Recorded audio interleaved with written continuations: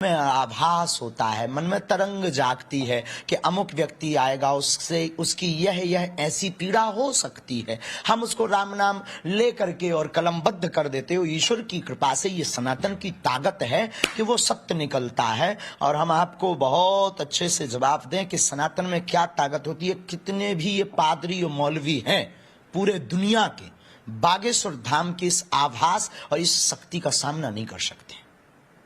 तो मुझे ये बताइए, आपके भारत में चादर चढ़ाना विश्वास श्रद्धा है, लेकिन भारत में अर्जी का नारियल बांधना अंधविश्वास है।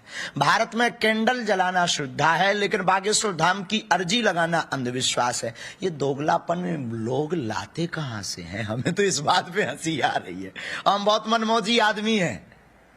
तो आपको इसका मतलब आपके इष्ट ने पहले ही बताया होगा कौन पीछे लगा है, कितने पैसे देकर लगा है? आभास बिल्कुल बिल्कुल। छतारी कथा 1.5 महीने 2 महीने पहले लगभग भाई साहब हुई होगी। हमारी तो पहली बार आपसे बात हो रही, कभी प्रत्यक्ष मिलना तो आप हमको, हम बहुत साधारण आदमी हैं भैया। और छतारी कथा में हमने कह दिया था कि मेरे भारत के सनातनीय लोगों, अब हमारे ऊपर जो हमें आभास गुरु प्रेरणा से हुआ, अब हमारे ऊपर लंबे लंबे हमला होने। ये तो फर्स्ट चुनौती है, ऐसी तो अभी बहुत चुनौतियां हमको पार करनी है। देखते जाइएगा, हम टोपी वालों को भी सीताराम बुलवा देंगे, आपकी न्यूज पर बोल देते हैं क्यों चिंता कर रहे हो तुम। मैं जैन धर्म में, जैन सुनिएगा, बिल्कुल सेम क्वेश्चन है। और अधिकतर जो घर में जन्म लेते हैं उसी धर्म का पालन करते हैं। लेकिन मैं इंसानियत धर्म मानता हूं और तमाम धर्म की किताबों को पढ़ता हूं और तमाम लिखी हुई अच्छी बातों को मैं ज्ञान करता हूं। लेकिन एक बात आज जानना चाहता हूं कि आप यहाँ केवल, जैसा मुझे सुनने में और देखने में अभी पड़ रहा है, कि आप जो बात कह रहे हैं केवल इस्लाम धर्म की आखिरी बात, इस्लाम धर्म की सारी बातों को आप कबूल करवा रहे हैं और इस्लाम धर्म को सर्वोपरि मान रहे हैं। मैं भी मानूंगा अगर आप मेरी बात को, अभी ईसाई धर्म भी है, बौद्ध धर्म भी है, जैन धर्म भी है और सिख धर्म भी है, हिंदू धर्म भी है। और धर्म क्या है? धर्म तो मैं मानता हूं पानी का धर्म ठंडा है, सूर्य रोशनी देता है उसका धर्म है, चांद रोशनी देता है वो धर्म है, हवा का बहना वो धर्म है। ये संप्रदाय है या क्या है, या किसको मानना चाहिए, या जो लोग जहां मान रहे हैं वो अच्छी बात है, या हम नहीं मान रहे हैं तो उसमें हमारा क्या नुकसान है? इसको जरा तमाम बात, बहुत इंटरेस्टिंग है, पूरी वीडियो देखनी है आपने कि किस धर्म को मानने से और किस बात को मानने से मनुष्य का कल्याण हो सकता है। भाई साहब ने बहुत अच्छा सवाल पूछा है और बहुत अहम सवाल पूछा है। वो कहते हैं कि वो इंसानियत धर्म में मानते हैं, सारी मजहब की किताबों को पढ़ते हैं, लेकिन यहाँ देख रहे हैं कि जाकिर बाकी लोग का हवाला देके, लेकिन इस्लाम कहते हैं कि इस्लाम फाइनल है, इस्लाम मेन है। ये आपका जैसा कहा, इस्लाम मेन है। भाई साहब, ये मैं नहीं कह रहा हूँ, ये वेद में लिखा है।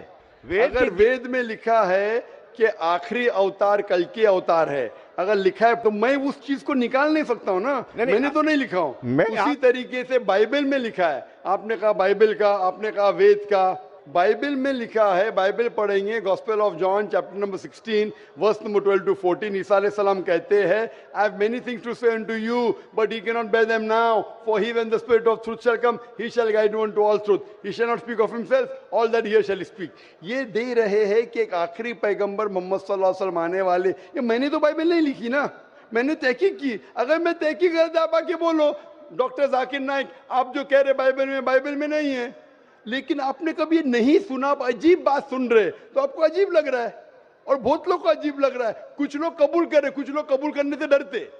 फर्क ये है।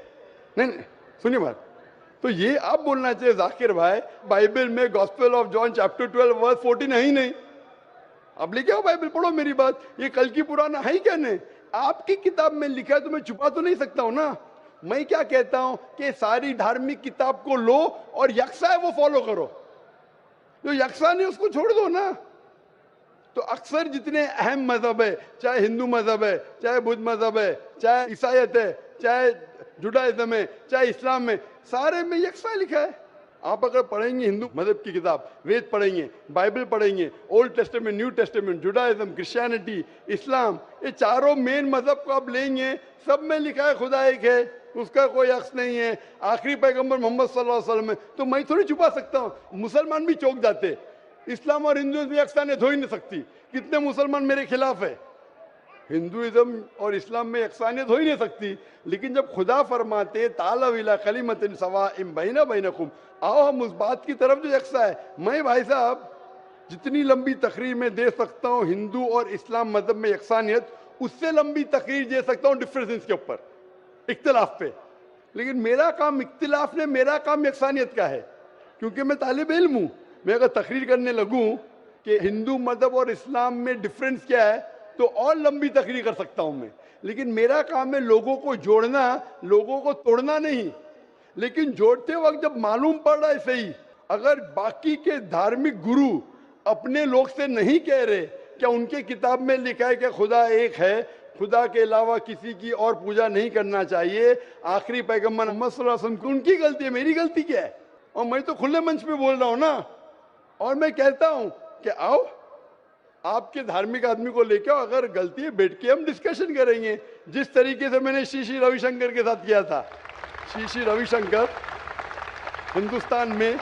हिंदुस्तान में सबसे ज्यादा माने जाने वाले इन स्क्रिप्चर्स में श्री श्री रविशंकर है। उनके साथ मुनाजरा किया मैंने ओपन स्टेज के ऊपर, ओपनली। तो इसके अंदर अगर हक बात सामने आ रही है, लोग हक कबूल कर रहे, उसमें क्या है? आप मुझे ऐसी कोई चीज लेके आओ जो मैं नहीं मानता हूं और कुरान और वेद में लिखे मैं फौरन मानूंगा। आप एक चीज पेश करो मुझे, एक जो कुरान और वेद में लिखा है कि इसमें मैं अमल नहीं करता हूं, फौरन अमल करूंगा। भाई साहब समझ रहे क्या बोल रहा हूं मैं? इसको कहते हैं इंसानियत। खाली मुंह से बोलना इंसानियत क्या है? ये तो पॉलिटिशियन का काम हो गया। मैं सब में मानता हूं, सब में मानता हूं, सब में मानता हूं, तो अमल तो करो। जो आदमी अमल नहीं करता, सिर्फ मुंह से बोलता है, वो तो माफ करना मेरे हिसाब से ये ढोंगी है। वो जितने लोग आते प्लेटफॉर्म पे बोलते सर्वधर्म एक है, वो ढोंगी है, उन्होंने अपनी किताब ही नहीं पढ़ी है। ऐसे ढोंगी लोग से क्या बात करना? मैं हक की बात कर रहा हूं। आप एक चीज मुझे दिखाओ जो कुरान और वेद में लिखी है, मैं फौरन मानूंगा। चैलेंज करता हूं मैं, एक चीज लिखो जो आपके शास्त्र में लिखी और कुरान में लिखी है, फौरन मानूंगा मैं। इसको बोलते जिगर। यंग हूं मैं आपसे यंग हूं, लेकिन जिगर रखता हूं अल्हम्दुलिल्लाह। बड़े मंच पे सिर्फ यहाँ ने दिगर ममालिक में जाके बोलता हूं, इसलिए लोग मुझसे डरते हैं। ये आ जाएगा तो पोल खुल जाएगा, भाई हमारी दुकान बंद हो जाएंगी। लोग बोलते हैं हमारी दुकान बंद हो जाएंगी। मैं जब जानता हूं मैं हक के ऊपर, और जैसा आपने सुबह में कहा था कि लोग विरोध करेंगे अच्छे लोग का, वही बात। मैं हक की बात क्यों, किससे डरना? खुले मंच पे कह रहा हूं, मुझे आजादी है देश में। अगर किसी को आने का मुकाबला करने का, तो डायलॉग भी करने को मैं तैयार हूं। ऐसा आदमी जिसके पास इल्म है, चाहे हिंदू मजहब का हो चाहे क्रिश्चियनिटी मजहब का हो, कोई भी शख्स जो 10,000 पब्लिक, कोई भी हिंदू कोई भी क्रिश्चियन दुनिया में जो अपने खुद की तकरीर पे 10,000 लोग को गैदर कर सकता है। यहाँ माशाल्लाह कितने लोग हैं? यहाँ तकरीबन 5-10 लाख लोग हैं बराबर। सिर्फ 10,000 अपनी तकरीर पे अगर वो जमा कर सकता है और मुझसे मुनाजरा करना चाहता है, मैं तैयार हूँ। कोई आलतू फालतू रस्ते वाले से नहीं, 10,000 लोग को अपनी तकरीर पे जमा कर सकता है वो, और मुझसे मुनाजरा करना चाहता है, मैं तैयार हूँ। क्योंकि मैं हक की बात करता हूँ। खाली बोलना सर्वधर्म क्या है? मैं सच्ची में लोग को एक करने चाहता हूँ, जो कुरान में लिखा है, जो वेद में लिखा है, जो बाइबल में लिखा है।